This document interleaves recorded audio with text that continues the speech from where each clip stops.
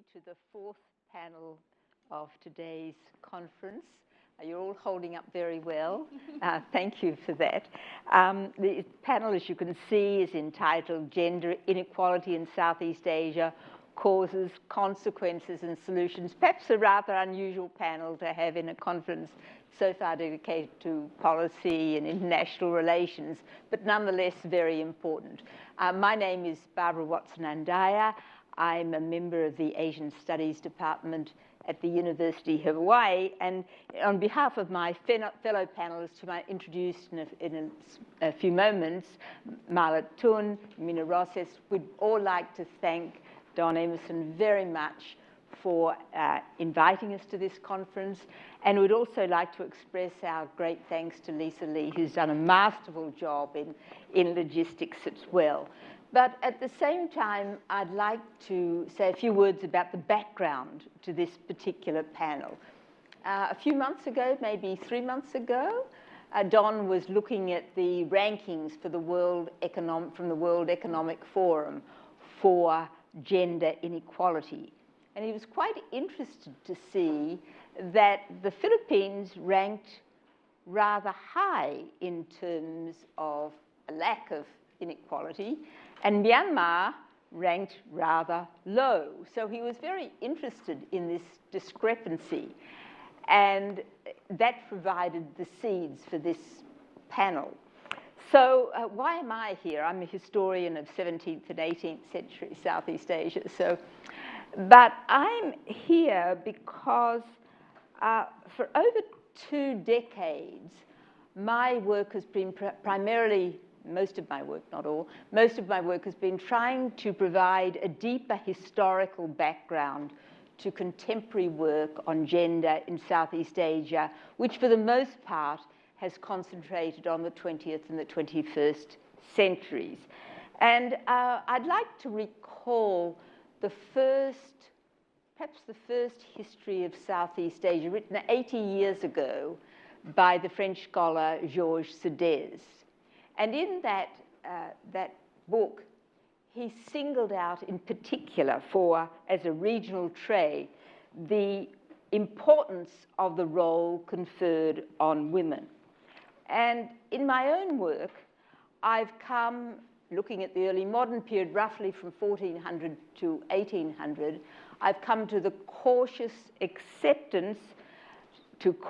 accept the argument that as a generalization, women in early modern Southeast Asia did have a relatively favorable position in comparison with their sisters in South and East Asia. But this by no means meant gender equality, and by no means meant female autonomy. However, I did see a decline in that quote-unquote relatively favorable position by the end of the 18th century for a number of reasons. You could economic changes, state promotion of religious boundaries, patriarchal norms, colonial attitudes into the 19th and 20th century towards native women. And so what this actually means, the contemporary assessments of the position of women, which are based largely the kind of categories, as I think Marla will point out, the kind of categories that have been developed in the West about what equality actually means, can't be easily transposed to periods in the past. And I think, for example, when independence was very imminent after the Second World War, and primarily elite women, but also at times some village women were asked, what would you like to see when independence comes? They never talked about equality. They talked about partnership. We'd like to see a partnership that men would recognize. And so that's a reminder that contexts, whether they're cultural, religious, economic, or political, contexts change. And as we know, all countries in Southeast Asia have endorsed the Convention on the Elimination of All Forms of Discrimination against Women, and yet in most cases this remains almost totally in the realm of rhetoric. Mm-hmm. But diversity has been mentioned several times, and the diversity of Southeast Asia, it's very diversity which makes it such an extraordinarily fascinating place to study. I've been working on this now since 1966, but every day I learn something, including today. I learned lots of things I didn't know before. But it's a timely moment to examine the extent to which the call for change has impacted the position of women in different countries and at different levels. And it's so often endorsed by ASEAN. We should then think about how quickly and to what degree this call for gender equality is moving closer to reality. That being said, let me turn to the original idea for this panel, and I'd like to introduce, first of all, Mina Htun, Professor of Political Science at the University of New Mexico, who's an expert on comparative politics, particularly in Latin America, and gender relations, and is the author of 3 books, and one that struck my attention particularly is entitled The Logics of Gender Justice, State Action on Women's Rights Around the World. We do so appreciate her knowledge of Myanmar and her ability to situate her views in a wider comparative framework. Our second speaker is Professor Mina Roces from the Department of History at the University of New South Wales in Sydney, my hometown. She's the author of 5 books, the most recent being The Filipino Migration Experience, Global Agents of Change, and a small jewel of a book, Gender in Southeast Asia. Both of our speakers have received numerous awards and honours, and I know we are set for a stimulating and provocative exchange which will open up to our audience at the end of the session. We do have our slide up here, but I should preface our session. First of all, there's going to be some back and forth between the 3 of us on this podium, on this stage. But also we want to say that the contemporary approach to gender has broadened considerably, way beyond the old idea of binary male and female. Although we'll be talking primarily about gender disparities in regard to women, we certainly haven't forgotten that detail. So that's all I want to say now, but I want to begin by asking Mina 2 questions just to start us off. First of all, what do you think are the drivers of equality and inequality as far as women are concerned? And second, how do you see these operating in Myanmar? I'm seeing a picture instead of the slides. The green one. Down here. Even with the... Oh, you're right. Yeah. Sorry, everybody, we're having a little bit of a technical glitch. I don't see the slides, but I'm seeing the video of us on the screens, our little teleprompters here. But the slides are correct up there. I know, but I can't see them. Right. You can't see. No, I'm seeing a video of myself. It's rather distracting, actually. But I can start talking. Yeah. Okay, great. So thank you so much, Barbara, for that generous and informative introduction. I'm really grateful to be here at Stanford. I was an undergrad here in the late 80s, so ages ago when Stanford was a less opulent but still very interesting place. I'm grateful to Dawn for finding me and anointing me a Southeast Asianist, and also very grateful to Lisa for her patience and organization of this meeting. I'm going to begin by following Barbara's line of commentary about what the topic of our panel is, specifically this difference between gender equality and equality for women, and then I'm going to answer her questions about the components of equality for women and the situation in Burma, Myanmar. But we invented the term gender a few decades ago to demonstrate that the social roles and identities of men and women are culturally interpreted and culturally constructed. So they're not fixed by biological differences, but they are a product of culture. Since then, the term gender has become more expansive to signal a broader range of identities beyond the male-female binary. So when we speak of gender equality, generally we need to include multiple genders, not just men and women. But the topic of my research, and what I'll speak about today, is in fact just women. Mm-hmm. And I am interested in women's status, women's opportunities, and women's well-being.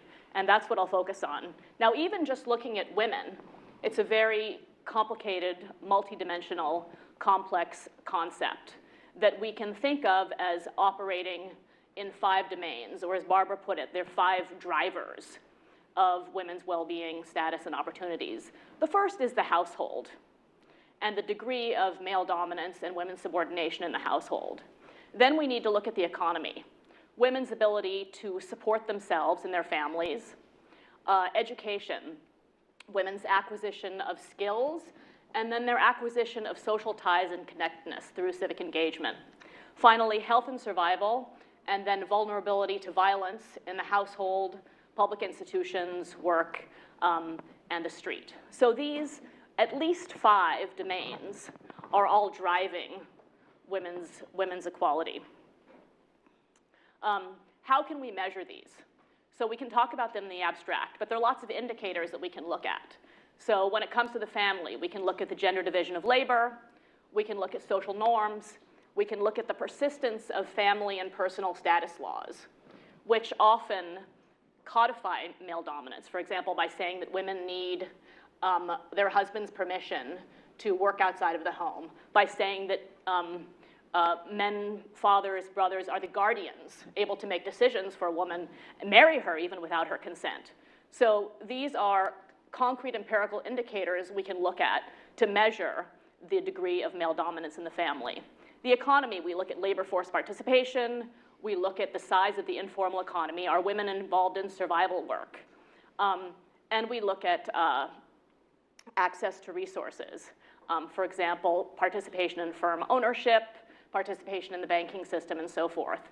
When it comes to education, we look at literacy and schooling, participation in civic groups and feminist movements, health and survival, maternal mortality, the share of births that are occurring by a skilled attendant and not just your mother or your sister. And we'll see that in Burma, the share of women giving birth in an organized healthcare facility is about 1/4 to 1/3. It's very low, about half the rate in the rest of Southeast Asia. And then vulnerability to violence. We measure vulnerability to violence not just looking at rates or shares of women who are exposed to violence, because there's a huge data problem with underreporting, but we look at social norms condoning violence. People who say that violence is legitimate under certain conditions. We look at feminist activism, and we look at armed conflict, which is also a problem in Burma, as everybody's been talking about this morning. Generally, in conditions of armed conflict, violence against women spikes. Finally, the last dot I have on this slide is intersectionality. In the previous panel, people talked a lot about heterogeneity. Well, this implies that an average figure I'm giving you for women's condition could mask giant variation across social groups, economic status, age, and so forth. So what is the situation in Burma? Not so great. So taking our first indicator, the household, we see, and I'll talk about this after Mina speaks, the persistence of traditional values when it comes to women's rights. Nationalist marriage laws, which the military government enacted about 10 years ago, and also a pronounced gender division of labor. When it comes to the economy, the share of women who are economically active actually dropped from 70% 2 years ago to 42% now. I mean, there's a normalization in the global north of about 56 to 60%. So actually, in less developed countries, the share is higher. But this is still very low. 64% of women are in vulnerable employment.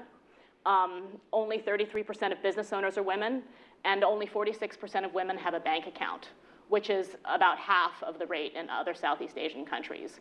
So in terms of access to resources, all right, so we see so far in 2 of our 5 spheres there are some issues that are impeding status and opportunities.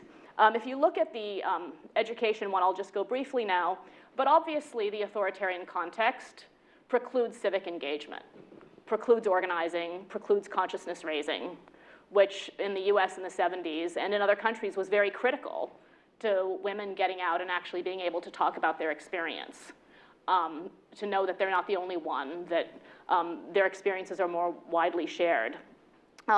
We do see that 86% literacy isn't great, and that more women complete secondary school than men. I mentioned already in terms of healthcare, only 1/4 to 1/3 of births are taking place in a healthcare facility.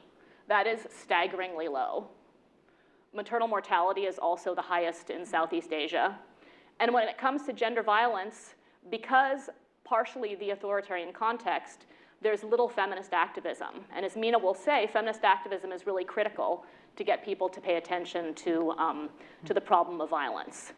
So in all of these areas, I would say that in spite of some changes during the 10 years of civilian rule, the situation, the outlook, again, taking an intersectional perspective into account is important, but the outlook is not so great in Burma for women's opportunities. That's a very bleak picture, and I think it goes part of the way to answering Don's question about why Myanmar ranks so low. But I'd like to turn now to Mina, who is going to look also at a specific case study, but this time at the other end of the spectrum, at least according to the World Economic Forum, the Philippines. Thank you, Barbara. And I'd like to thank Dawn for reading my work and for inviting me my first time to ever come to Stanford. And to thank Lisa for taking such good care of me and even ordering a gluten-free meal because of my doctor's temporary requirement. Okay, I'm going to talk about, mention the Philippines, but I'll also include it in the general range of Southeast Asia, because as mentioned in this morning, there are a lot of comparative context. Now, what the Gender Gap Index doesn't measure are contradictions that exist in Southeast Asia, that's why I find Southeast Asia very fascinating. So the Philippines may be ranked very high among Southeast Asian countries in this index, but it's only one of only 2 countries in the world, and the other one is the Vatican, that doesn't allow divorce. And we're talking about a context where men having mistresses is tolerated. In fact, one best-selling book, which was turned into a blockbuster movie, was called Etiquette for Mistresses. And in the Philippines, LGBT activists have been successful in launching the first LGBT political party possibly in the world. But this does not mean that Filipinos are tolerant about sexual diversity. In the Philippines, women must also still be attached to men, and their identities are tied to their roles as daughters, mothers, sisters, and wives. So I'm going to look at the cultural aspects that discriminate against women and other genders. So So these are, there's quite a lot, but in the interest of time, I've just selected a few, which I thought might provoke some discussion later. The first one is the gender ideal for women in the whole of Southeast Asia, not just the Philippines, is wife and mother. Single women are pitied because they are seen to have not fulfilled their ideal, and I'm a living testament to this. All my relatives, wrung their fingers. Why the hell did you do a PhD and lost your chances to be I never go to any high school reunions because of that. So the dominant discourses on gender are strongly entrenched and very hard to combat. And for example, the heterosexual that you must marry heterosexually in order to be considered an adult also marginalizes other subordinate sexualities. Second, women are also marginalized from religious leadership. Men in the society, men are the religious leaders and women are the laity. So if you look at Myanmar and Thailand, the rites of passage to adulthood is motherhood for women and ordination as a novice monk for men. And since Thai society divides human beings into monks and lay people, women who are part of the laity are inferior in rank and very much involved in the secular world as managers of the family's finances. If you're a woman and you decide you still want to be an ascetic, but since women are denied ordination, they become what Monica Lindbergh-Focus called ambiguous women who are neither lay, they're not wives or mothers, or religious. And so you have low status because you don't fulfill your gendered ideal as neglecting your, not looking after your parents because you're living in temple. Of course, there are women who are spirit mediums, and also the bisu, who are both male and female, are shamans and ritual leaders. Now in politics, okay, women, there might be a lot of women politicians in the Philippines that make them look good in the gender gap index. But the most dominant path to power, if you look at it carefully, is to become, if you're a wife or a daughter or sister of a male politician. So much so that the Far Eastern Economic Review had a joke that if you're a woman and you really want to be a politician, you need to first choose your father carefully, or a husband likely to be assassinated. So in the gendering of politics and power, men hold political office, but women, you can exercise power behind the scenes as a wife or a sister or mother. If you campaign for your male politician relative or husband, then you can do civic work behind the scenes and exercise power, because Southeast Asian concepts of power see the power held not just by the person in office, but by the family that gets elected. So now they have this thing that, okay, there are a lot of family dynasties in Southeast Asia and the Philippines, a lot of family dynasties, so what should we do? They've installed strict terms to be more democratic, so you can only be a congressman for 3 terms and a senator for 6 terms. So what happens when the man's term is up? It's more logical for the political party to ask the wife to run in his place as his proxy. So there's so much so that the member of the Ladies Association and the Ladies Mayors Association in the Philippines refer to themselves as breakers, a term that connotes their roles as proxies for running for office, just to break the term of office of their husbands. And once the intermission or break is over, then their husbands come back. So there are 2 other pathways to power. If you want to be a politician, any women in the room want to be a politician, you can be a grassroots leader, or you could have a career as, let's say, in media.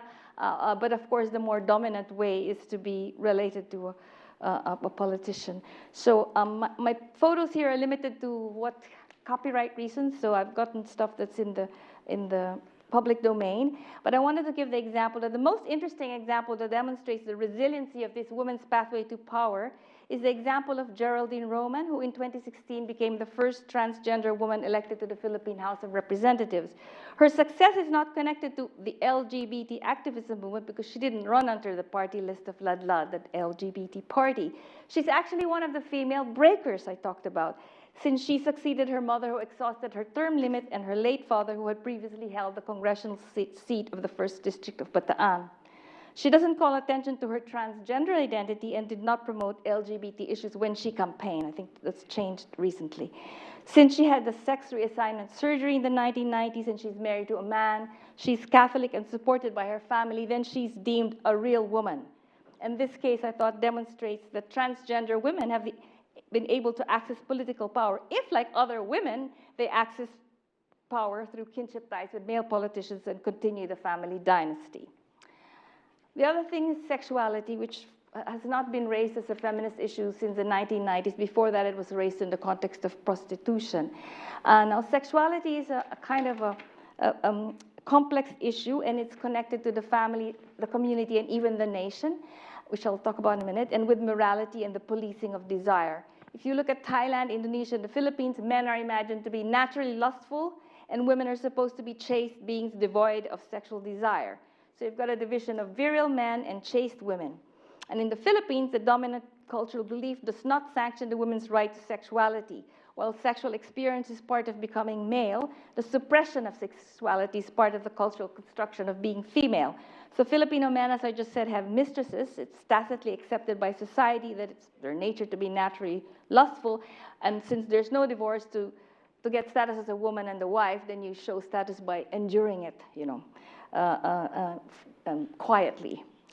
Women must be virgins till they marry and be chaste wives. So the antithesis of the virginal maiden is, of course, the widow or the divorcee, which in Indonesia they call the janda, who have low status in Indonesia because they're perceived to be quote-unquote promiscuous women because they're sexually autonomous and they don't have a male, a husband, or a father looking or policing their sexuality. So you can see the most effective way to destroy a woman's reputation is to suggest that she's hypersexual or associate her with deviant sexual behavior. President Rodrigo Duterte of the Philippines hoped to humiliate his loudest critic, Senator Laila de Lima, and intimidate her into silence by threatening to disseminate an alleged tape of the senator having sex with her driver, with whom she was having an alleged affair. Now, she was separated from her husband, so she's technically not committing adultery, but the very suggestion that a single woman was having sex with a man who was not her husband was supposed to expose her to be untrustworthy. So it's not considered unusual or scandalous that the president confided he had many girlfriends, and it's common knowledge that many politicians have mistresses. However, people view it as reprehensible if a woman is having sex with a person who is not her spouse, and if even more shameful, quote unquote, if it's someone of a lower class than herself. Now, I can't resist talking about beauty. It's just my pick here, because I find the Philippines in particular, and a lot of Southeast Asians, with the exception of Malaysia, where beauty contests are banned, there's this obsession with beauty contests, even in diasporic communities. You know, there's like beauty titles, no matter how humble, like Little Miss Philippines, Australia, gives enormous capital to women who hold them. And I think part of it is because the hegemonic gender ideal of female or woman is attached to beauty. Beauty, the word maganda in Tagalog language, refers not just to physical beauty, but to your behavior. When you get mad at a kid, you don't say, don't do it, it's bad. You say, don't do it, it's ugly, assuming that what beautiful is moral. Women must be beautiful and attractive, and virility to the male, beauty to the woman. And so every pressure on every female, single or married, to be beautiful, and if you're beautiful, and if your husband has a mistress, it's your fault because you were not beautiful enough. So I couldn't help showing this interesting, well, this is Miss Philippines Universe, and she's of course half German, and the Miss Philippines, other Miss Universe is Australian Filipino. So if you're all the Australian Filipino mestizos who go to the Philippines, they always ask to run for office. But I couldn't help showing this interesting advertisement in Manila, where it says, if your husband has a mistress, don't get mad, get beautiful, get liposuction. So it's just sort of an interesting example there. In Indonesia, policewomen are expected to be beautiful, since the phenomenon of the pretty policeman, which unfortunately I can't have pictures to show because of copyright reasons, sends a message that she's moral and incorruptible. Because in Southeast Asia, social norms expect an unmarried maiden to be beautiful. You have to attract the man to want to marry you, but he's trying to seduce you to show his masculinity, but you're supposed to prevent this at all costs. And so women use different strategies, and I think in Indonesia they use the veil to show sensual modesty. Now, since I'm a dress historian, I know political science don't normally talk about dress and fashion, but although last year, 2021, the Philippine Political Science Association invited me to give a talk on the politics of dress, which I was so thrilled about. But the problem of what to wear is important for women who are seen to be bearers and wearers of national tradition in Southeast Asia, hence Kartini Day. And Singapore, the Singapore girl is the icon of Singapore. And of course, in Muslim countries, they have to wear the veil. And this is a politician in Indonesia, which of course, veil. And my last point I want to talk about is subordinated sexualities. The taboo sexualities and discussion of it make it difficult for any subordinate sexualities people to come out. Since women are seen to be devoid of sexual desire, it's difficult for the society to imagine a woman desiring yet another woman. So these women who find love with another woman find it difficult unless they're financially wealthy and with enough to live on their own if their families disown them. Not marrying means they are marginalized, and some of them, of course, feel compelled to live double lives.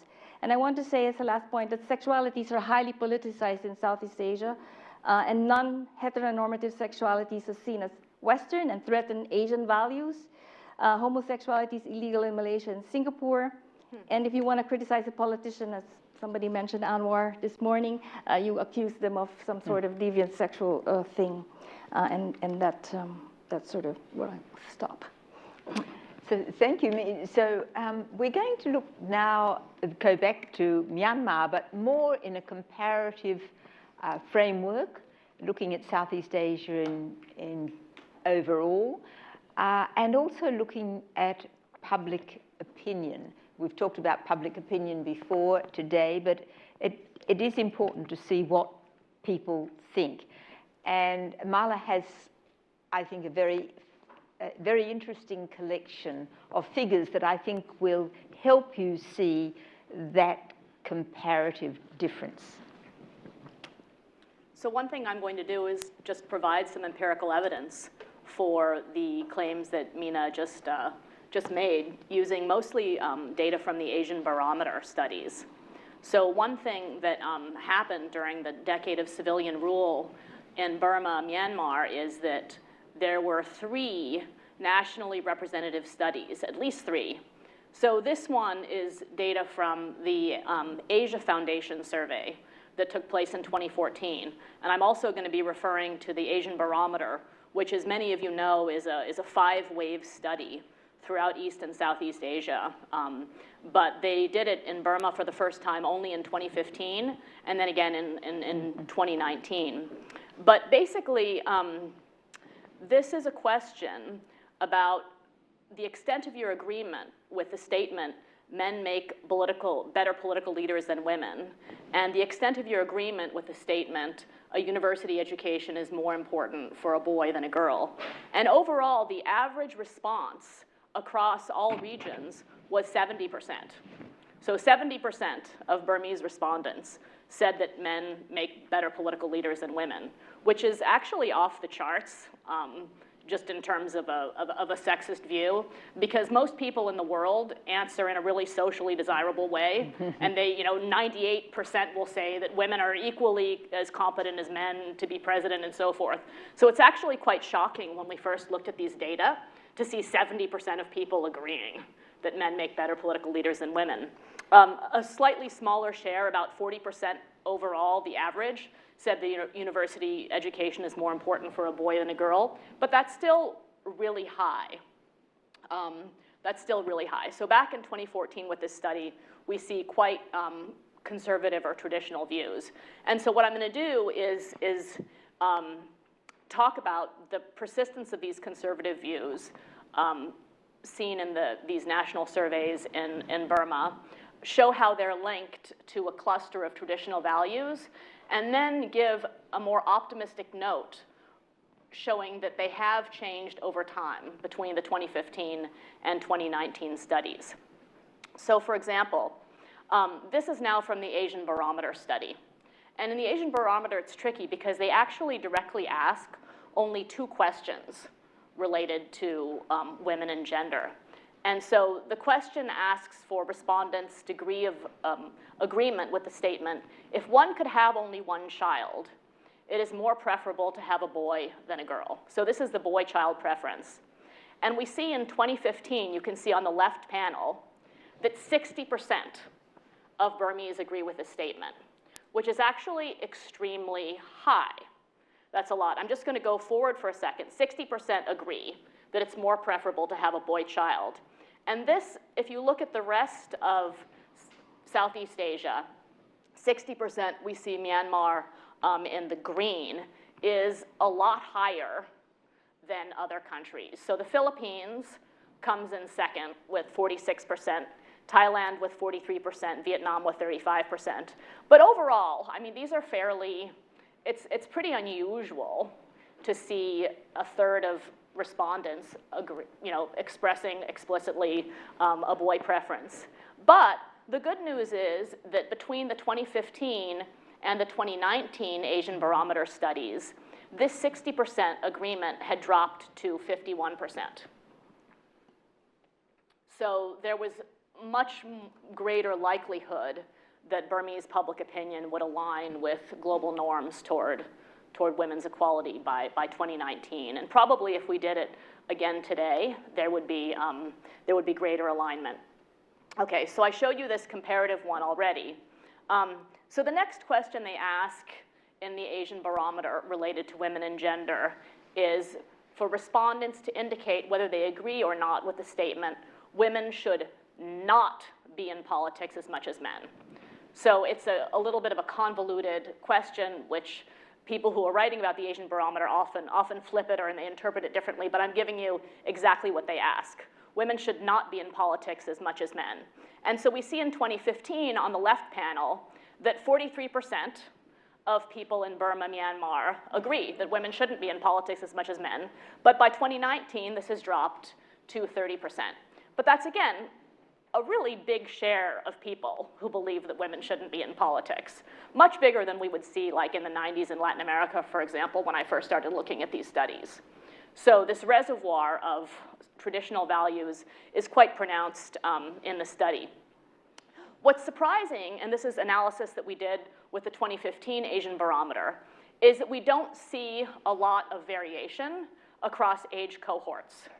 So if you look at the US and Europe, you see that traditional or conservative values about women and gender tend to cluster among older groups.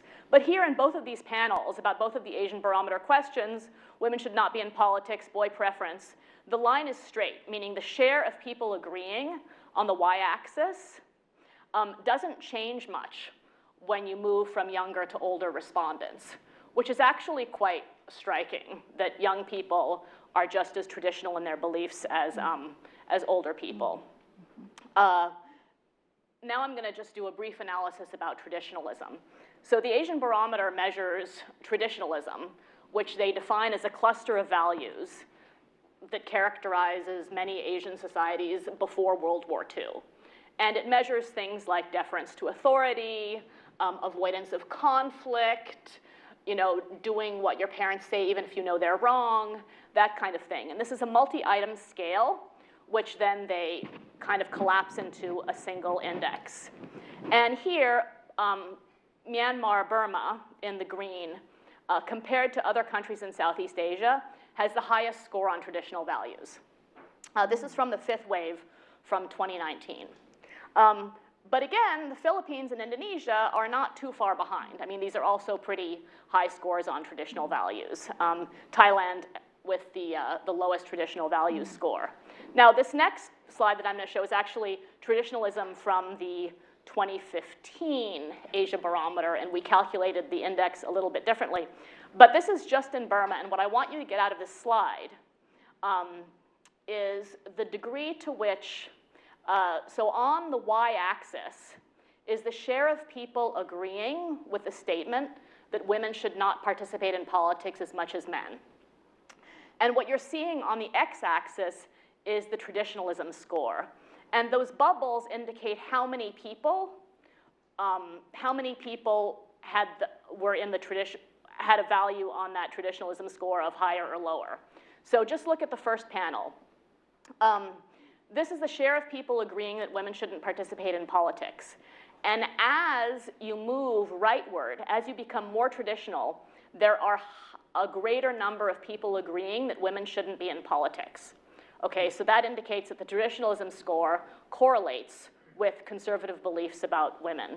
But the authoritarianism score does a little bit, and the religious practice not at all. So people who are more religious are not necessarily more conservative about women's roles.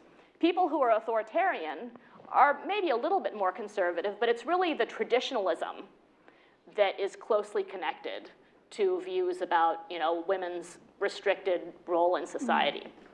All right.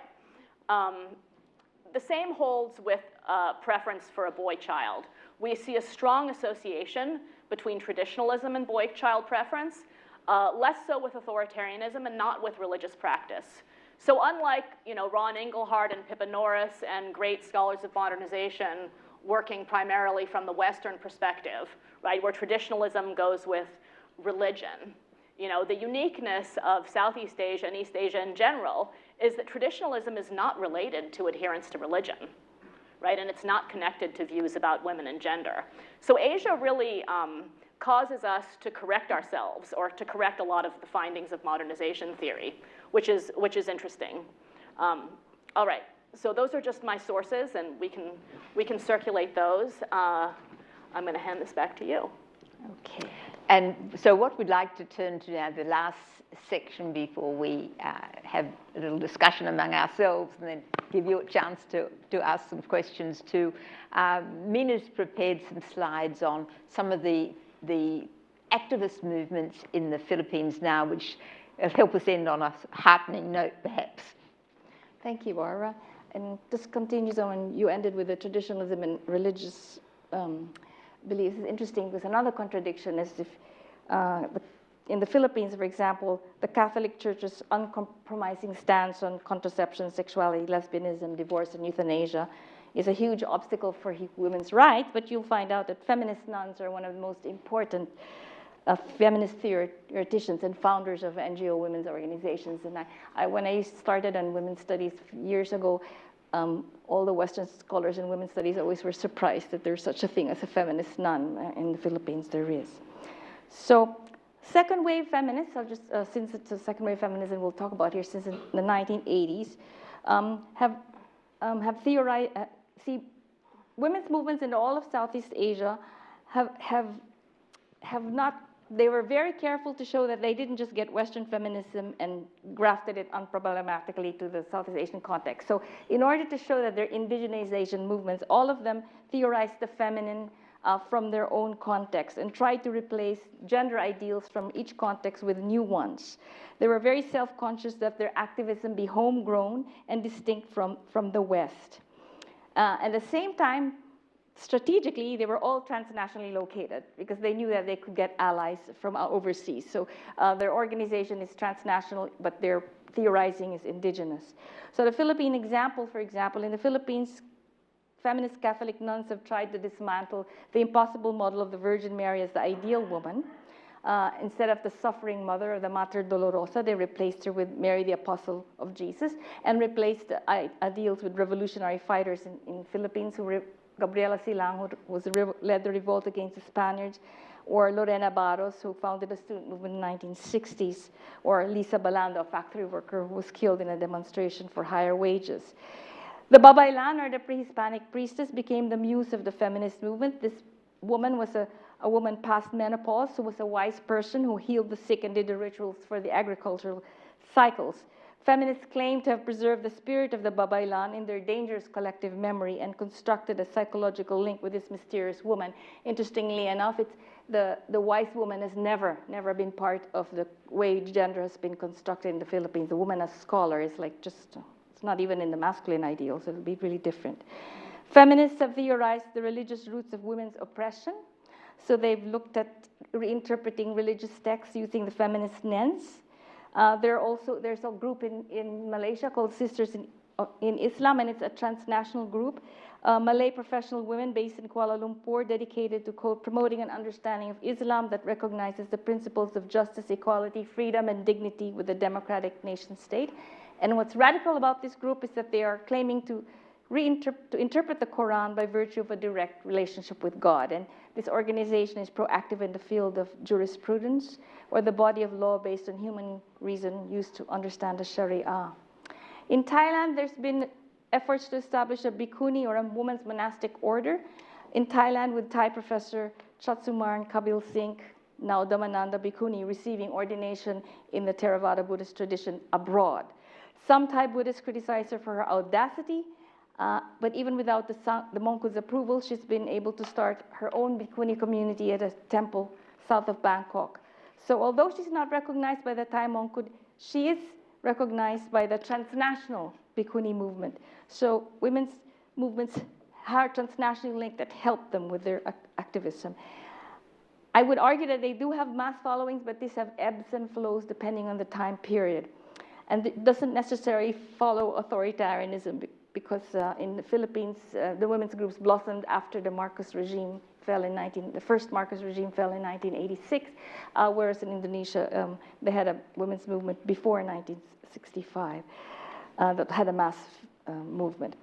What I would argue that the women activists have done since the 1990s have been to be very creative and vibrant. So they're very superbly organized. So in Philippines, they've used comics, radio, songs, television, print, theater as advocacy and demonstrations to lift taboos against issues such as domestic violence, rape, incest, partner infidelity, prostitution, and sexuality. Some issues which are very sensitive, like divorce and abortion, are extremely sensitive in the Philippines. Anyone who talks about either will be instantly demonized. So what the activists have done, and unfortunately I can't show pictures of this, but there's an NGO called Htun, and they want to make the country culturally prepared to talk about the issue of abortion as a reproductive right in the future. So what they've done is they've commissioned romance novels And if you look at them, it looks like the Mills and Boons romance. But the story is not boy meets girl, boy loses girl, and boy gets girl, but boy meets girl, girl gets pregnant, and what do we do about it? And within the Tagalog novels, there's a discussion of abortion as a reproductive right, which I think is a very creative way of dealing with a sensitive issue. So far they've gotten away with it. So that's very good. They've talked about class.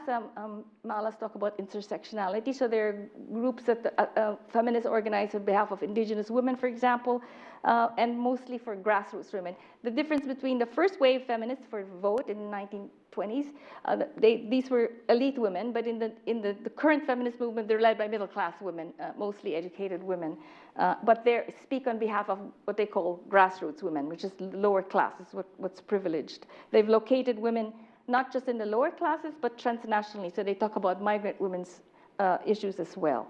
There is LGBT activism in the Philippines. An anti-discrimination bill has been proposed to protect the rights of LGBT persons, filed in the 15th and 16th Congress, which imposes fines on discrimination against LGBT people, including the disclosure of sexual orientation and gender identity, and denying access to LGBT people to health and other public utilities. There is an LGBT party in the Philippines. They haven't gotten someone elected yet, but they've put forth candidates in 2010, 2013. But even though they didn't get the necessary percentage of votes to claim a seat, they can boast the support of 0.39% of the party list votes cast nationally, 114,120 people. And they've used, and in contrast to the feminists, the LGBT people have managed to use election campaigns as a site to actually discuss LGBT issues. And they visited schools, town halls, Miss Gay. Unfortunately, even subordinate sexualities also have beauty contests, and beauty is still an ideal, so they have Miss Gay beauty contests and they made a claim that Filipinos are not tolerant about sexual diversity. Successes, domestic violence have been outlawed in Indonesia and the Philippines, and that the campaign against domestic violence in Malaysia succeeded in passing a law that transcended the jurisdiction of the Sharia courts over Muslim family matters, such as where domestic violence is concerned. The Philippines passed an Anti-Trafficking Persons Act in 2003, which absolved prostituted women. They use prostituted women is the word. A Western person asked me what word should he use, prostitute or sex worker, and I said, well, in the Philippines, they would use the word prostituted women to accentuate their victimization. So this act absolves prostituted women of criminal acts and instead criminalizes the perpetrators. And there's already an anti-sexual harassment act passed in the Philippines in 1995. I couldn't resist talking about the use of dress and deportment and training. So here's a photo I took of former comfort women. They're in their 80s, so they get gender seminars, and they use national dress, and also they're protesting in front of the Japanese embassy, and they learn how to clench their fist and become a militant persona. So they change their dress and deportment once they join these movements here. And also, I should say that they don't look at their local issue. As a feminist nun told me in an interview, the world should set our agenda. So they look at world issues. They're transnationally connected, and 4 Filipino women have already chaired the UN Commission of the Status of Women.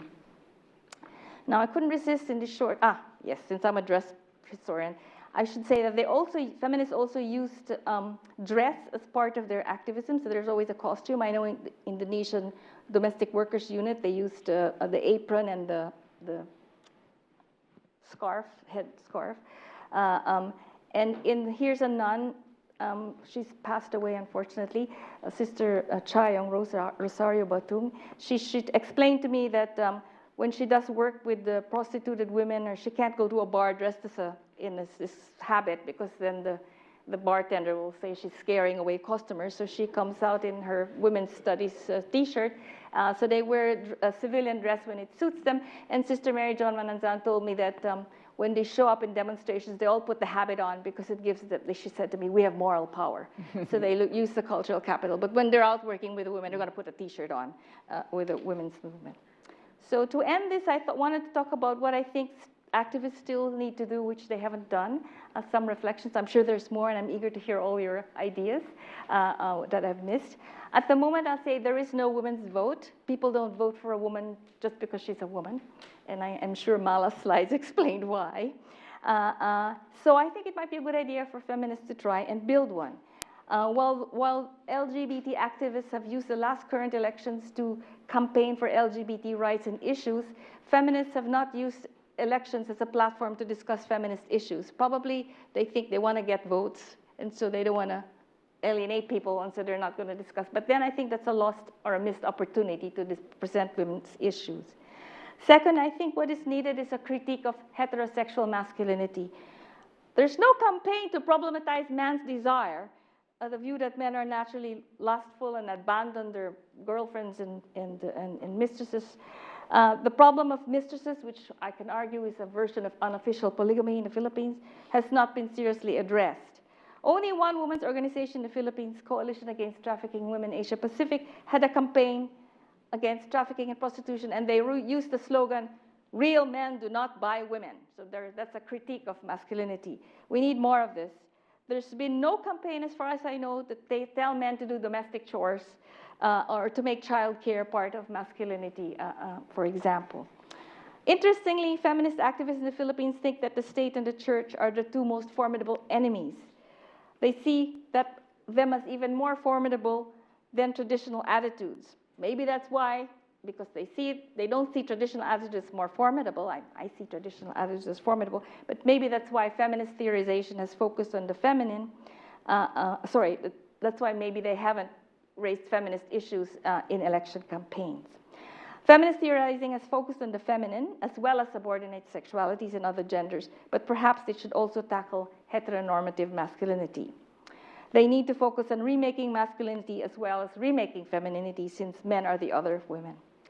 Thirdly, I think there should be a critique of the marriage imperative, where in Southeast Asia, not just the Philippines, you become an adult through heteronormative marriage. And so that hasn't been challenged by feminist theorists. Also, for politics, what should they do about women's access to power behind the scenes as wives or relatives of male politicians? Okay, in a way, they'll see, well, that's not democratic. Women should get power on their own. But as a feminist person myself, I feel, is it wise to remove another avenue of influence women have when we're already a minority? But how do you problematize it? What should we do with it?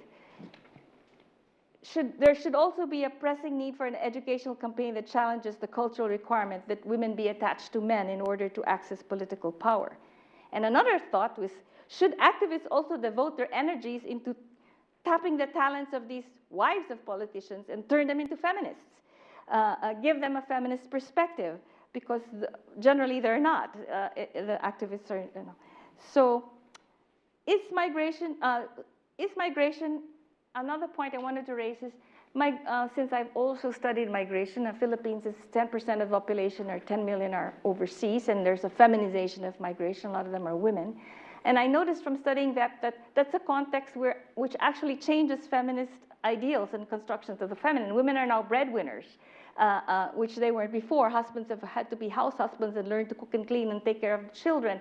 And so that's actually changing gender ideals. So feminists could actually tap on the fact that migration is changing gender ideals, and how could they do that more? Migration stories that I've read also challenge the view of the wife, a chaste wife.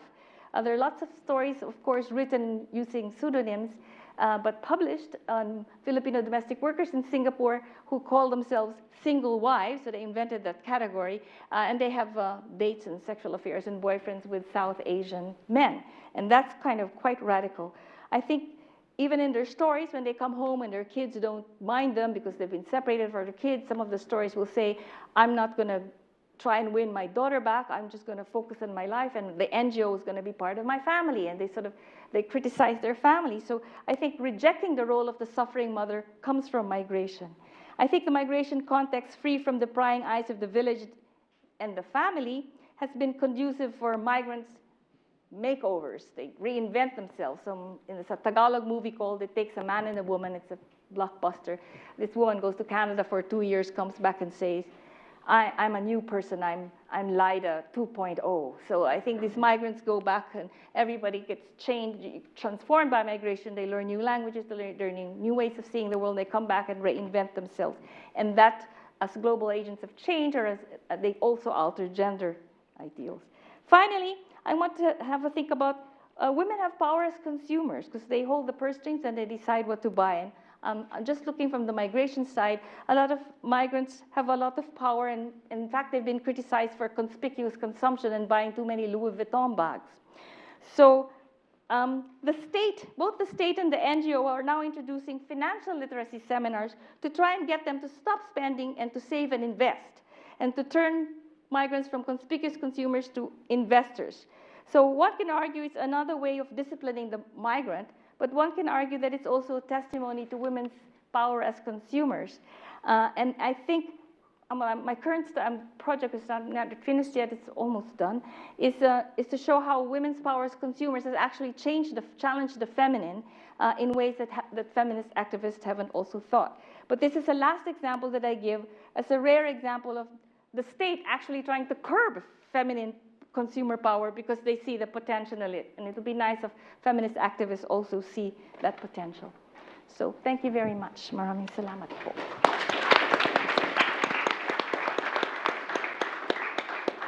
So when we worked out the timing for this, we thought we could ourselves take another 6 minutes or so before we open it up to the floor. So I do have a couple of questions, which I guess is my prerogative as moderator I can ask. Since we finished on migration, Mala, we know that there are so many people from Myanmar, both men and women, who are migrating now for work purposes. And I was reading a paper the other day, which was not an apology which recognized the exploitation that women in particular can suffer, say, with Myanmar women in Thailand. But it also argued, following on from what Mina has said, that it did give women some financial independence, it gave them some confidence, it helped them learn another language.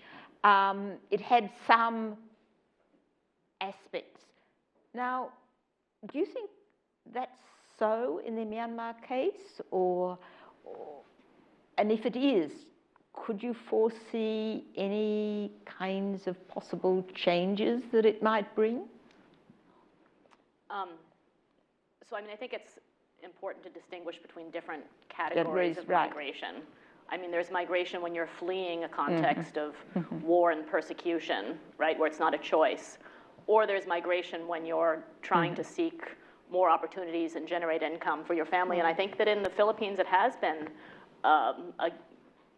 it has stimulated change in gender roles. But even just the example that you're giving, I mean, most things in the world are both good and bad, right? I mean, there may be opportunities, but you're also part of a global class system, which involves exploitation. I mean, in the classic Marxist term, the sucking of surplus value from the worker to the employer. So I think it creates both constraints and opportunities.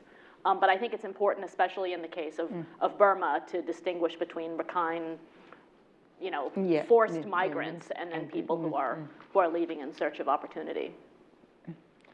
And Mina, I have one question for you. I mean, the Philippines, as you've described it, really stands out in terms of we can't find that kind of vitality in most other places. Where are the origins of what would you put that down to? Well, I think there's a lot of educated women, right? Women, they've been allowed to enter university since 1907, so they've taken the opportunity. Education is highly valued, and so they're educated women. And there's a lot of women who are committed to doing something to change the world. I think that's part of it. And one of the women's movement is they're very vigorous, but they're also very disunited.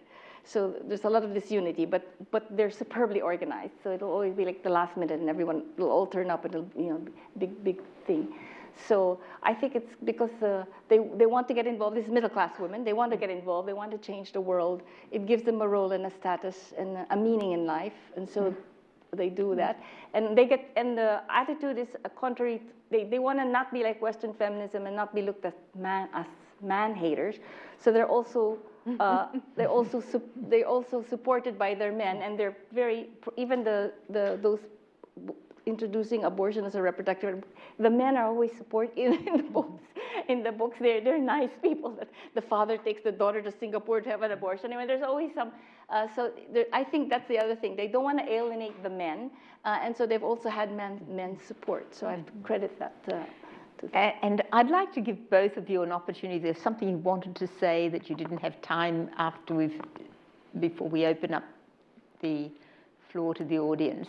Is there anything you wanted to say that you forgot to say or didn't say or would like to say now?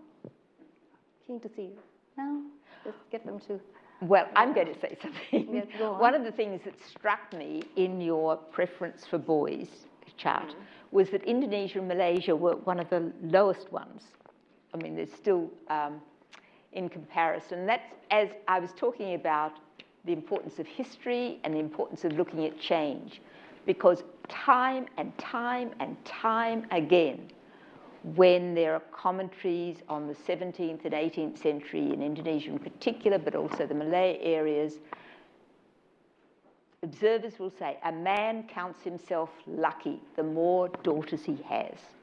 Why? Because of matrilocal residence, and because when a daughter married, she brought the boy into the household. So it was a source of labor. It was enlarged the family, and the daughters stayed at home with the family. You don't see there weren't as many Europeans, but that was one thing that struck Europeans because they were used to a pattern where the wives would the patrilocal marriage. So I think, again, looking at the trajectory of change over periods of time is really quite, that's where your slides were very interesting, and it would be, historians of the future will be very grateful for those kinds of charts that they can track change over time. I will just say one thing. I did look at data. You know, one of the biggest problems of inequality, which Amartya Sen flagged in, I think it was 1989, on the problem of missing women. If you look at China and India, there's a distorted sex ratio with far more boys born than girls, and the ratio continues through infancy due to infanticide and neglect of girl children. And we actually don't see any distorted sex ratios in Southeast Asian countries. So these profound, you know, very deep inequalities that lead to the sex ratio are not present. Yeah, I think that's important to remember. So now we've reached the magic hour, so it's your turn. So let me see. 1, 2, 3, and then Let's 4. let's gather. Okay, let's can we take this table here, your questions? Gather. Thank you. Just an unfair question, because it didn't feature much in either of your presentations, but I wonder if either of you have anything to share on differences you might find in Vietnam and Laos, given the role of Marxist-Leninism and the formal equality of women that is often more formal than fact. Thank you. So Vietnam and Laos. Yeah, another thing, sorry to bring up what you didn't mention, but one thing I didn't see in the presentations that I saw during my field work was female genital mutilation or circumcision, and I was wondering what is is that widespread throughout the region, or did I witness something pretty unique within the region, and how that figures into some of these questions about women's inequality in the future. Where did you see it? Indonesia. Yeah. My question's a little bit similar to Greg's. I was curious as to how much regimes, political regimes, impacts people's views, and so how resilient social norms are to different regime policies. Obviously, Vietnam is an interesting case. It seems to be that there's more acceptance of women's equality than there is for LGBT rights. And it seems to be that part of this is due to the influence of the regime. The regime has promoted women's equality. The regime has explicitly not promoted equality for LGBT citizens. So, and then similarly for the Philippines, so the Philippines has nominally more democratic than Myanmar, certainly more democratic than Myanmar. So how does democracy play? How is the junta treating women's equality as compared to other authoritarian regimes in the region? So just a discussion of regime type and how that impacts support for women's equality. Shal, would you like to tackle the Vietnam versus Laos? Well, I think, and you could probably... The bigger question is about the effect of communism, right? Which I can actually talk for a long time about. I mean, as we know, communism, at least in rhetoric, was in favor of women's equality, especially when it came to working. And also against traditional marriage laws and social norms in the household. So, I mean, the Chinese marriage law, I think of 1951 or 1955, was revolutionary in declaring that, women and men were equal. I mean, I think in Vietnam under communism, there was a similarly egalitarian law. And so, yes, on the face of it. But the thing to realize about communist regimes and authoritarian regimes in general is that it's for the sake of the regime. It's not for the sake of individual rights or human flourishing when it doesn't serve the interests of the regime. So Stalin, for example, made abortion legal. And then when the birth rate in the Soviet Union fell too much, he decided to make abortion illegal. And so, there's a very self-serving way that communist regimes, including in Vietnam and Laos, have promoted women's rights. And you can see evidence of this in their inaction on the problem of gender violence. So cross-nationally, it has taken autonomous feminist movements to put gender violence on political agendas. I mean, to raise awareness and raise consciousness. And yet, in all of communist countries in the post-communist world, Vietnam, Laos, Eastern Europe, Soviet Union, there's been no gender violence legislation because of the lack of civic space for the generation and autonomous workings of these feminist movements. So yes, sometimes you see communist governments making progress in women's rights, but it's not in all areas. And that's why I started with those 5 arenas, for you to see the multidimensionality and to realize that even in a country like the United States and even in Norway, which we think of as advanced, there can be progress in some areas, but not in others. And as far as the FGM problem goes, the only place I've heard about it is in Indonesia, right? I haven't heard about it in other Southeast Asian countries. That said, in parts of sub-Saharan Africa and the Middle East, it's an enormous, at least violation in my view, and certainly one of the problems of violence against women that I was talking about. And I should say, in historical terms, it's quite a recent development. The cutting of the clitoris for Indonesian, quite relatively recent, and there are some brief references in the past, in the 18th century, but it was all just elite women, and it was always very private and just a small nick. And it was believed that it made them more desirable, it was for beauty reasons. Now, it is disturbing to see, maybe Bob has more, it is disturbing to see this gaining force in Indonesia. I haven't seen it in Malaysia at all that I know of. So it seems to particularly, yes. Do you have anything to say? Just in agreement with you. It's become subject to discussion Right. And it's also, my wife in particular, Nancy Smith-Hefner, has, it's become not just a subject of discussion, but it's been a practice that's increased, in fact, significantly, even over the last 20 years, and indeed, especially over the last 20 years. Are there data on the practice? There's like surveys? Ethnographic study after ethnographic. Are there statistical surveys? Not that I know. However, the place to go for this, one I can give you a very specific reference, is Alimatul Kibtia, who's a member of the Aisha Executive Board. Aisha is the largest modernist Muslim organization in Indonesia, has 3 million members. She's also a member of the National Human Rights Commission in Indonesia.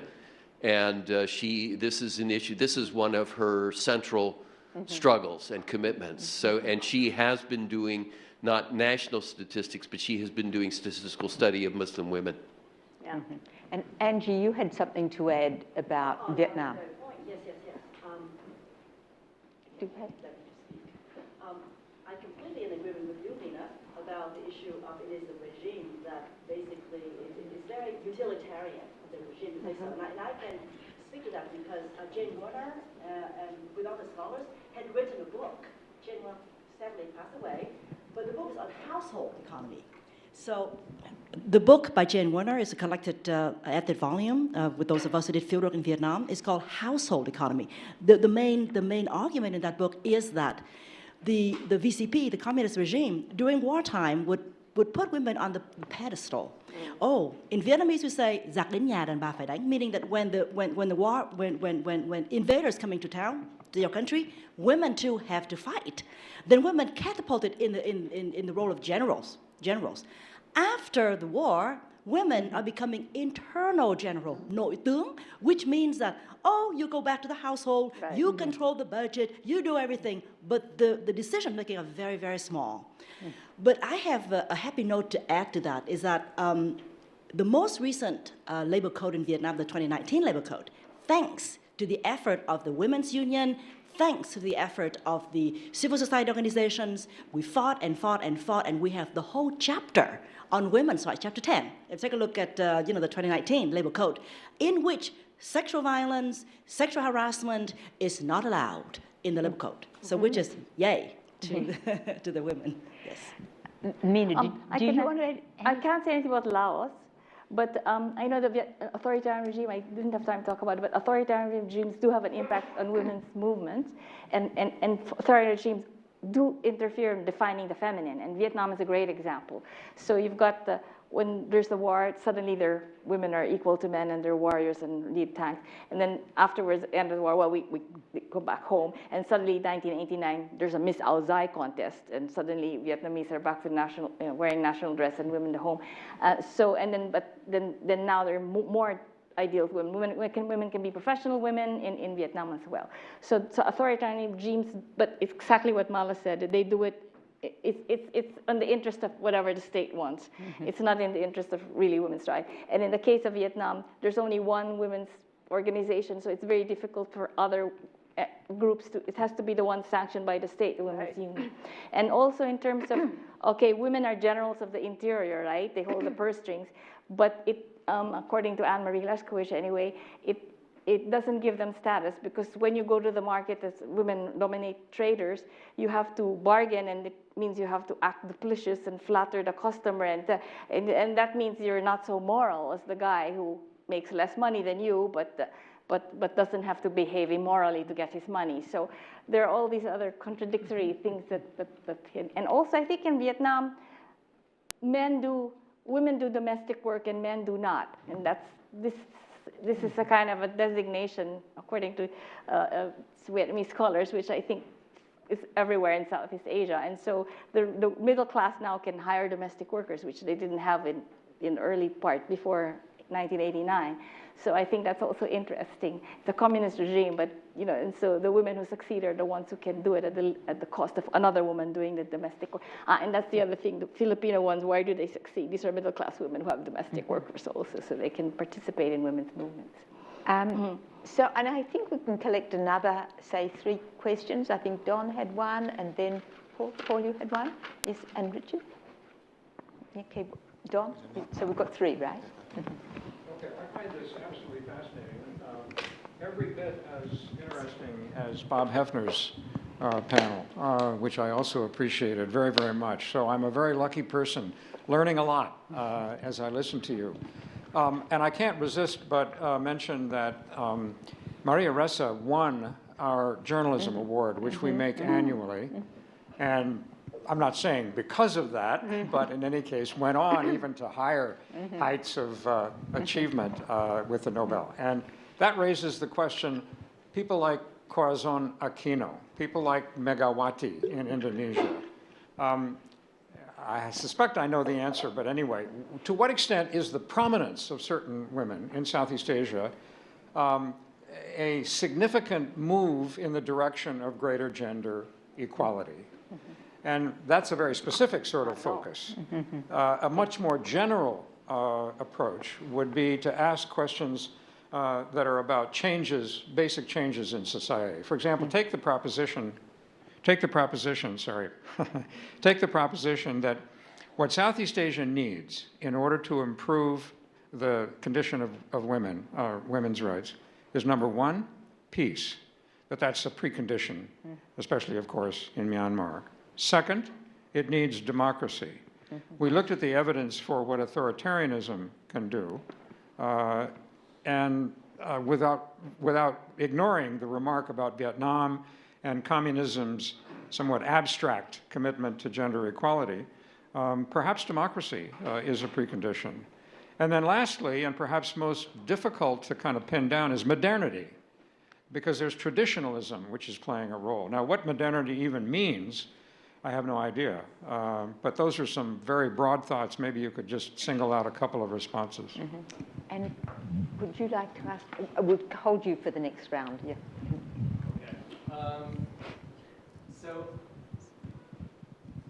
there were a couple of puzzles that kept creeping up when I was listening to both of you, and especially juxtaposed against each other, where you seem to be agreeing a lot, but I just wanted to have your reflections on a couple of things. One is that by some way, when you look at 2014 data, we're really looking at only a few years before there's even an opportunity to start talking about these issues. So we're getting close to having basically a picture of what it was likely prior to 2011, when you had the military closing off basically the ability to mobilize. So in some ways, when you look at 2014 to 2019, and you said this was an optimistic sort of account of what we see, one would see a remarkable ability in a very short period of time of whatever intervention was being done.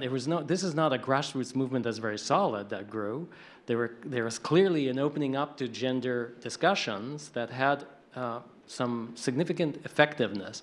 Yet when we listen to Mina's account of the Philippines, where you have this vibrant feminist and organized civil society around these issues, there seems to be a wall, right? This resistance at some point that comes along, so that there's a limit to the ability of these movements to progress. So I guess the puzzle kept coming up. What would you see then, either in Myanmar or in the Philippines for that matter, as that area of resistance, the limits of what movements can do? And whether you would then anticipate in Myanmar that wall is going to come sooner than one might think if allowed to continue. The second, very, very briefly, traditionalism.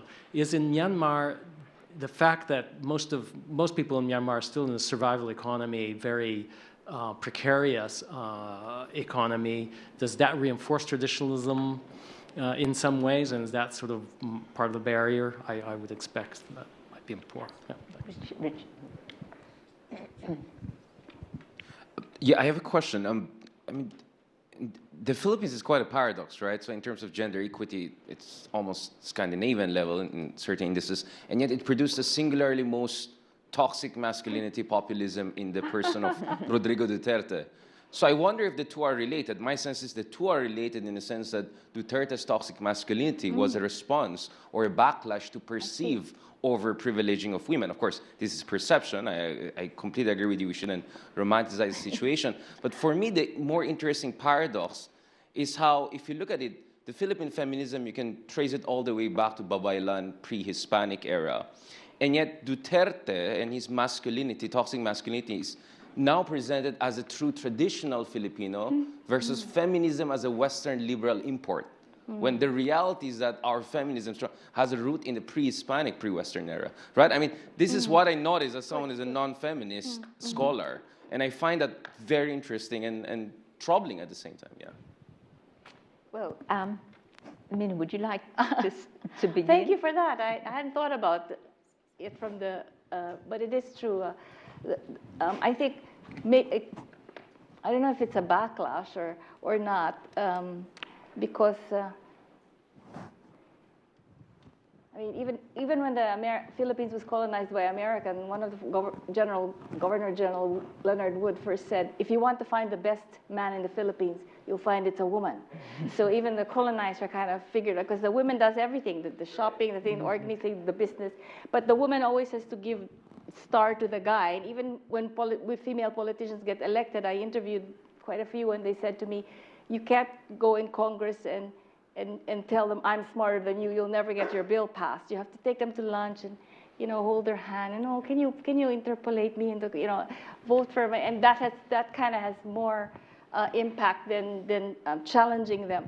So I think Duterte doesn't like someone like De Lima who's going to challenge him. If she went and had coffee with him and, that kind of female, not confrontational way, but following. So I think that's very interesting that you've got you have a robust women's movement and a leader who's an epitome of toxic masculinity, and maybe it's a backlash. It's possible. I hadn't thought of it that way, but thank you for provoking me to think about that. But it is true that he's, and the more he makes sexist remarks, the more he polarizes society. But I don't know if he's admired for, his being, but maybe because he'll get support from those people who want to preserve male privilege, for example. So I mean, if women don't like men having mistresses, and here's a guy with mistresses, and he's going to criticize a woman for having a lover, they're going to support that, right? Politicians are not going to support any move to stop them from having the privilege of having. So I think it could be the threat to male privilege is what would make him kind of the idol for some of these men who want that and who don't want strong women like Maria Ressa. I mean, she's a role model for us other women. But I remember in one of the interviews told me that there was a senator from Muslim Philippines, Senator Shahani, was very sweet and kind. And there was this Leticia Shahani, who was also a senator, but was sister of the current president. And Shahani is very confrontational. She was chair of this Commission of the Elimination of Discrimination Against Women, and she's a professional. Even when I interviewed her once, I think her secretary kept interrupting her, telling her that she had another appointment after me and she should finish up the interview, and she just told the secretary to go off. She's having a great time talking to me, and I was frightened by the secretary. I said, should I leave? No! And so she's a feisty woman, and so she would tell the politician that, I'm smarter than you. Now, they thought that the sweet Shahani from Muslim Mindanao was more effective when I interviewed the Congress people behind the scenes. But the reason Shahani got away with it is because she's the sister of the president. So there she is. Her kinship ties are what actually made her get away with being a strong woman. So I think you're right. It's got all these contradictions working against each other and together. And women have to navigate that, and men also in their way. But I think an assertion of male privilege would probably be the feminist interpretation of that. So we can go back to Don's question about female leadership, and perhaps Marla, we've had Aung San Suu Kyi, we've had Megawati in Indonesia, various female presidents in the Philippines, but none of them has ever taken up the cause of women's rights in particular. So I think it's generally considered that it doesn't really have much effect if you have powerful women around. It doesn't translate. It's like having goddesses. You can have a lot of goddesses. It doesn't necessarily translate into women's position on the ground. But would you disagree with that? Or? No, I agree with you 100%. Not related. Not related. But the second part of Don's question, preconditions for gender equality. Peace, no. The upheaval of war can often be an engine for changes in social relations. Democracy, no. Because democracy and competitive elections actually can empower conservative nationalist forces. So democracy can have the opposite effect. Modernity, maybe, but I think that you miss the big one, which is economic growth. I mean, I think that economic growth is probably the biggest factor leading to women's empowerment. Would you include education? Well, look at Cuba. I mean, there's a lot of education in Cuba, no growth. So I think that education can be important, but I mean, I think that economic growth is the biggest driver. But economic growth can lead to massive inequality. Welcome to the 21st century. Yeah. I mean, this is what's happening in advanced capitalism. But let me also respond to the question about change in social norms. I mean, you were talking about the 2014, 2019 change in public opinion as being rather striking, and you were suggesting that this shows the ability of society to change. But the Philippines shows how conservative norms are quite resilient, and they're resilient in other so-called advanced democracies as well. And so one way to think about the impact of feminist movements and global gender norms is to disaggregate by issue. So we see a lot of success for a feminist project on violence against women and women in politics. Now, what these issues have in common is that there is no big social force that is advocating violence against women, and no big social force advocating keeping women out of politics. Where you see a big social force endorsing the opposite point of view, like preserving traditional marriage as part of our national traditions, you don't see change. So you don't have divorce in the Philippines. You know, there's a lot of resistance to Sisters in Islam, the group you mentioned, who are reinterpreting Muslim law from a feminist perspective. So where there's a big opposing force, the Roman Catholic Church, interpreters of, you know, what Muslim doctrine is, then you see a lot more resistance to a feminist project. So that first arena that I talked about, family and household, that is, you know, the linchpin of inequality and the hardest area to change because of the investment of religious and normative traditions in, you know, a pre-modern, let's call it, status quo. So you have to disaggregate by issues in order to understand what movements can do and what they can't do. I have to add to that, I asked the nuns, do they want to become, you know, the priest, to have the power of the priest? And they said they were not interested because they don't want to spend the whole time giving the sacraments. They would rather go help women. So it's their choice because they would rather be doing the job than, you know, the status of. So I thought that was interesting. That's interesting. But I agree with Mala. It's absolutely right. And sometimes feminists agree that there's already a no-go area. We're not even going to try. So that's why I thought this was interesting. I actually found an organization who tried to use that abortion as an introductory by using this romance novel, and they've escaped getting demonized so far. Well, I've had the message. We have time for one more question, and there's somebody over here who's been very patient. Sorry, actually, Don asked my question. It was about women's symbolic. Okay, so you can slip in. Thank you. I just have a quick question. If you're aware of the matriarchy community, and in fact, that's in our backyard. It's actually one of the Indonesian tribes is actually following the matriarchy community. And is there anything that we can learn out of that, you know, in terms of like a gender inequality? Thank you. Are you talking about Minangkabau? The Minangkabau. The Minangkabau, I thought. But they're not the only. I mean, the Minangkabau have all the publicity, but there are so many we can learn societies. Out of that is that do they actually, it's like, you know, is there any, you know, or, you know, some things like, one we can take out of that, you know, that, because they don't have anything. They started with that, you know, they build it themselves, and then so I don't know. I mean, I'm just asking. If you Well, I guys think like to do this study. the Menenkabau is just, the whole society is just organized. You'd have to really, I mean, boys going to go and sleep in the surau, and, you know, it's just from top to bottom. So, but a lot of it comes down to where the land and the family. So the land passes through the female line, but women don't have control over it. So they can't sell the land themselves. But still, that's an important, I think, a symbolic. And that would mean a major change, because when the colonials came and land was registered, it was always registered in the male name, and so that's been retained. And I think we have, what, two more minutes. He's been raising his hand since early. Oh, you've been raising your hand. I'm so sorry, you're on the wrong side.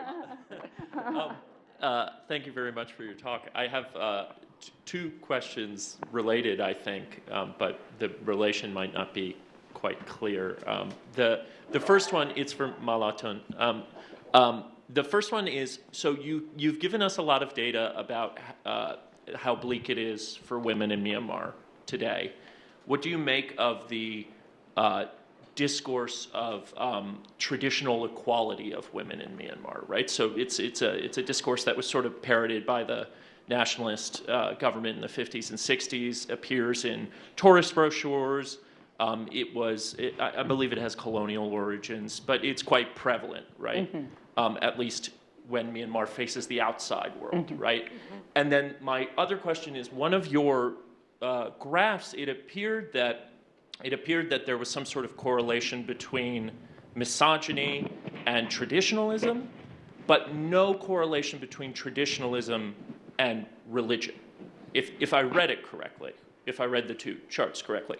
And Myanmar is, of course, a nation in which, and I borrow this from scholar Alicia Turner, women prepare daily a meal for a sedentary population of men, who are the monks, right? So this is a society in which there is, in my view at least, misogyny inbuilt into the Buddhist system. So I guess I'm wondering, how do we account for these sort of different views versus this data that we have, which we know? Do you want to take the next question too? Can we? We can take one more question. So that was somebody. Just one more. Just three more. Okay.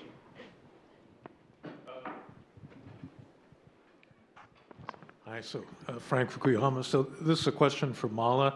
The one statistic that you showed that was interesting was that the high school completion rate for women was higher than for men in Myanmar.